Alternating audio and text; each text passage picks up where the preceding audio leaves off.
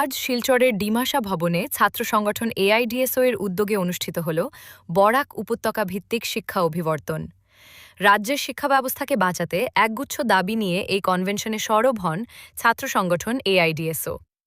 সরকারি শিক্ষা ব্যবস্থাকে ধ্বংস করার চক্রান্ত রুখতে এবং ছাত্রদের অধিকার রক্ষায় আজ শিলচরের ডিমাসা ভবনে একজোট হলেন ছাত্র সমাজ। All India democratic students organization AIDSO এর উদ্যোগে এই কনভেনশনের আয়োজন করা হয়।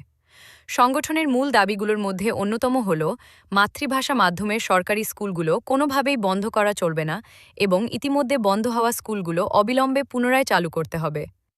সংগঠনের পক্ষ থেকে একাধিক জোরালো দাবি তোলা হয়েছে, যার মধ্যে রয়েছে বিতর্কিত এনটিএ বিলোপ করে আগের মতো রাজ্যভিত্তিক বাছাই পরীক্ষা চালু করা, শিক্ষার বাণিজ্যিকীকরণ ও সাম্প্রদায়িকীকরণের ব্লুপ্রিন্ট হিসেবে চিহ্নিত জাতীয় শিক্ষানীতি ২০২০ এবং FYUGP অবিলম্বে বাতিল করা, শিক্ষা প্রতিষ্ঠানে শূন্য পদে অবিলম্বে স্থায়ী শিক্ষক ও অশিক্ষক কর্মচারী নিয়োগ, নির্বাচনের সময় শিক্ষা প্রতিষ্ঠানকে স্ট্রং রুম হিসেবে ব্যবহার করে পড়াশোনা বিঘ্নিত করা চলবে না, গবেষণারত সমস্ত ছাত্রছাত্রীদের বৈষম্যহীনভাবে নিয়মিত ফেলোশিপ প্রদান করতে হবে।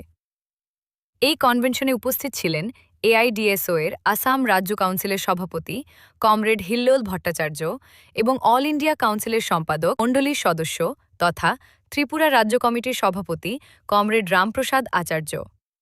এছাড়াও উপস্থিত ছিলেন বরাক উপত্যকা সংগঠনের জেলা ও আঞ্চলিক নেতৃত্ব। বক্তারা তাদের বক্তব্যে বর্তমান শিক্ষা ব্যবস্থার সংকটের কথা তুলে ধরেন এবং সাধারণ মানুষকে এই আন্দোলনে সামিল হওয়ার আহ্বান জানান। ধন্যবাদ। আপনারা দেখছেন দ্য থিঙ্ক।